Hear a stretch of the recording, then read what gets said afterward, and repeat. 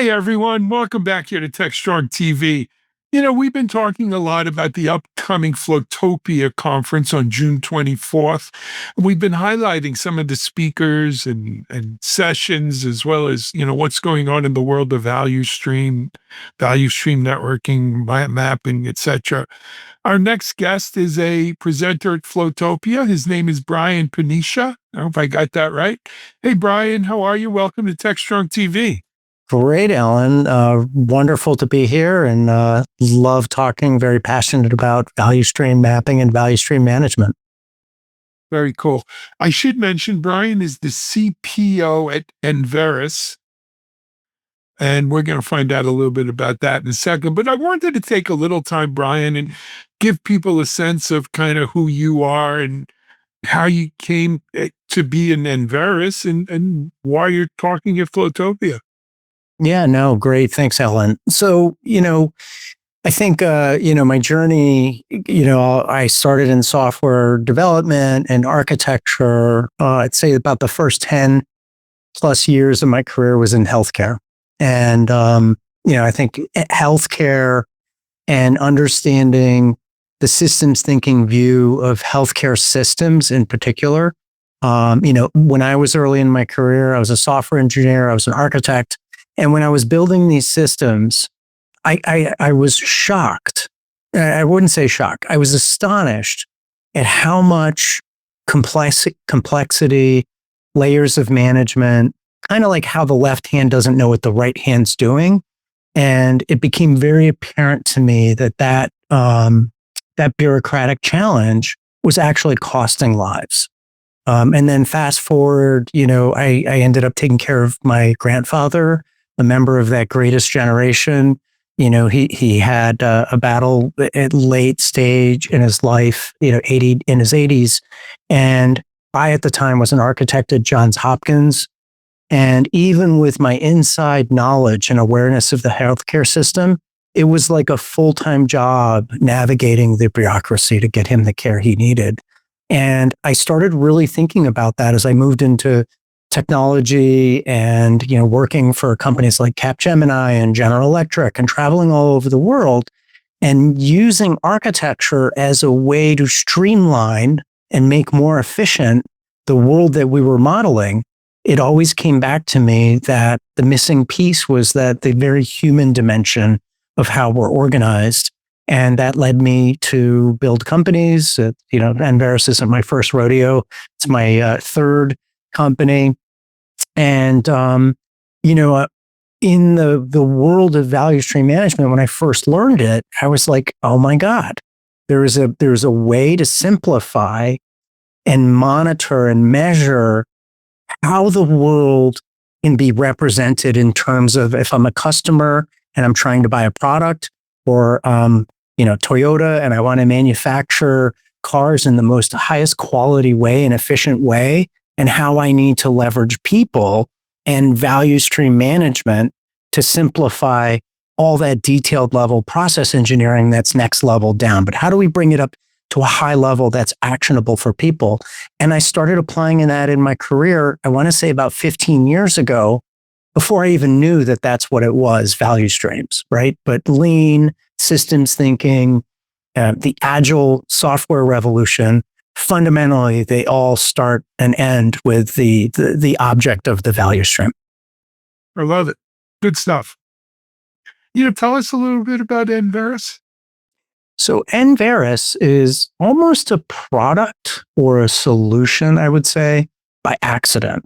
So, when I really started, our first company, actually my second company, but my wife and I started a company called TecVeris. We started bringing agile practices, and this was in the very early days. We started bringing agile practices into Fortune 500 companies. Some of our biggest clients were, when GE Capital was divested and formed its Synchrony Financial. It was one of our biggest. I did some work at TD Ameritrade during a major integration and conversion. A lot of these organizations, we would go in and help them with their agility practices, applying lean, applying systems thinking.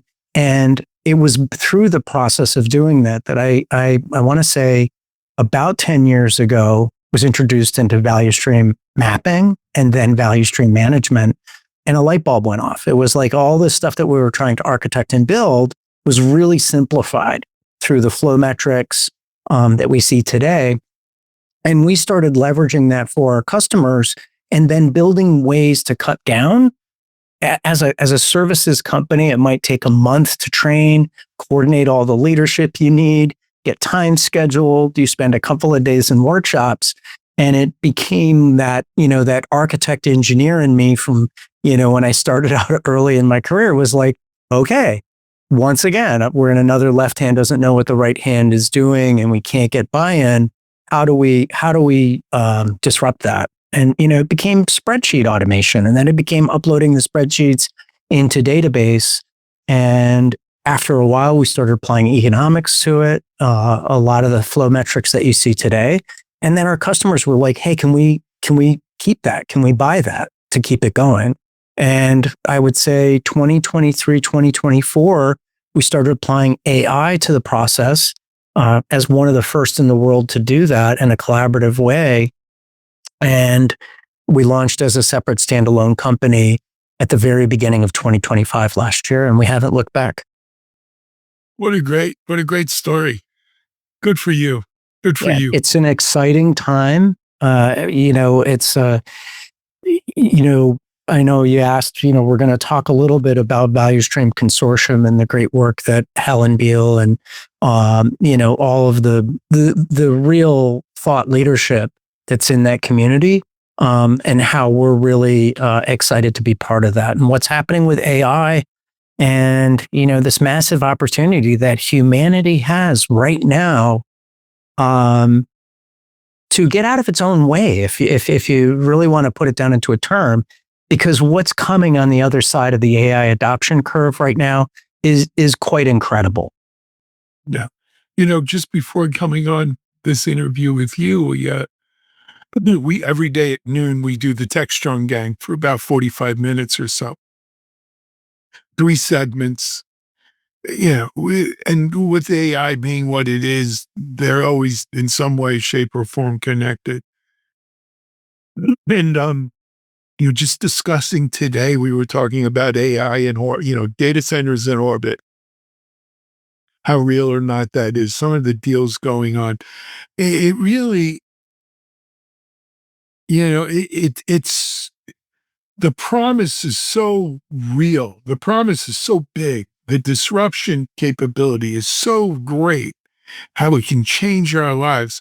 But at the same time, like everything else, right, that's a double-edged sword of not everyone will use it for good or in its best way, right? And it's why we can't have nice things on the internet, and but it's going to be interesting. It's certainly historical, interesting times we're living in. Let's segue over, though. You mentioned the Value Stream Consortium, which is kind of giving way to the Flowtopia community, right? And Helen breathes life into this every day. She manages it and everything else. This year's Flowtopia conference on the 24th is virtual, but really shaping up nicely. I think at some level, it almost, the community does better not being a consortium per se, but more of a community. You are speaking there. Why don't you share, if you wouldn't mind, a little bit about what you're speaking on? Yeah. And I think for this interview, it may have evolved, right? Everything is evolving really fast, right?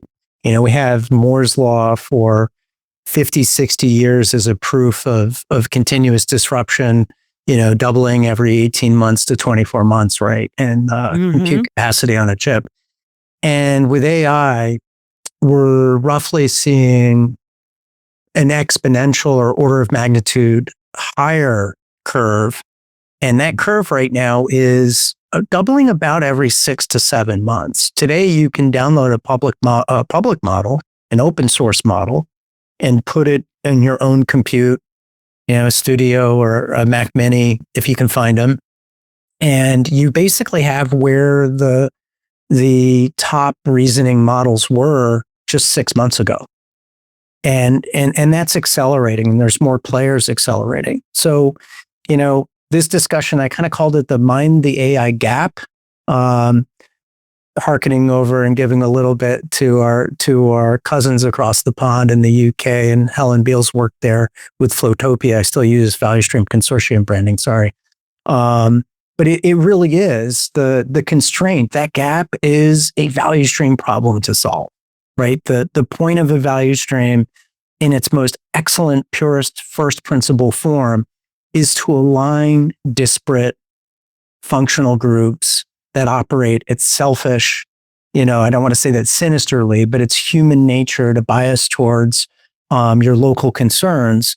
And that doesn't improve the system. And that's the gap that value streams can give us for, just like you said, Alan, if you fall on the positive side of the technology revolution curve, which I am, there's always that principle of creative destruction, which is lived in, electricity inevitably put steam fitters out of business, but the transition was more job creation through electricity, right? It took us 50 years to adopt electricity from first commercial availability until the first factory was using electricity. And that was Henry Ford, right? And we know what that did. Right. So, all the way back to the Luddites and the automated looms, it's a continual story of humans advancing. And so I tend to be on the abundance side. But yes, we're going to have to go through a lot of travails to figure out this whole AI adoption gap. Agreed. I so to me, this is where stuff gets interesting, right? Because the promise is there that a couple of things, how quickly it's going to come, how widespread adoption is, like, so what, does the adoption come in waves or what have you? I think we need to really, it's going to be interesting is all I could say, right? Is how we do this. And look, I'm going to be sitting in on your session for sure, because this is something I do find interesting. Besides your session, while I've got you on, what do you, any other session that you think our audience should be, that, like, you as someone who's really in that value stream world, that you're looking forward to? Yeah. So Steve Pereira, who wrote Steve. Flow Engineering, has a really good talk on the human aspect of this. And I really love to lean into that. Sometimes we show people the disruption of what we're doing with AI value stream management. Their immediate reaction is, well, I sell the services to spend these 2 days in these workshops. And it's kind of like you're disrupting that. And I'm like, well, but what's the value?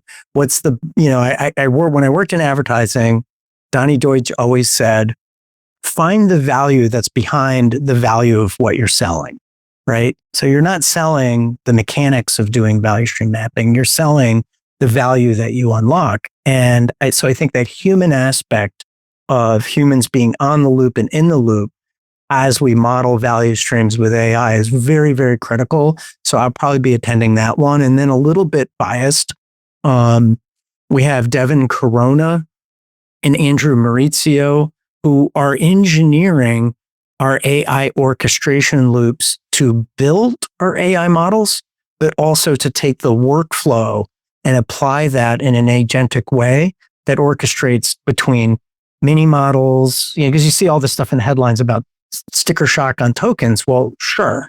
When you're doing single loop interaction with a model and throwing all of your context at it, you're going to bankrupt your company. But when you're orchestrating across local models, mini models, and you're calibrating that to the scope of the work or the workflow, that's the critical piece. It's giving the inference model the ability to understand the workflow context. And so I think we're going to see a recursive thing happening. We're going to see AI understanding value streams and using that to leverage the agentic work that we're trying to solve on this curve right now. So that would be another one. They're giving a talk on, AI engineering won't get rid of engineers. It's just going to make them more important. I love it. Yeah. Hey, Brian, we're about out of time. I want to thank you for coming on TechStrong TV. More importantly, I want to thank you for presenting at Flowtopia, right? Because the part about having a community is it's only as good as the community. And that means people stepping up. And thank you for stepping up. Well, Alan, thank you for the interview. It was really great. And I'll see you at Flowtopia. Looking forward to it. Okay. Flowtopia.io. We're going to take a break here on TechStrong, gang. We'll be back in just a moment.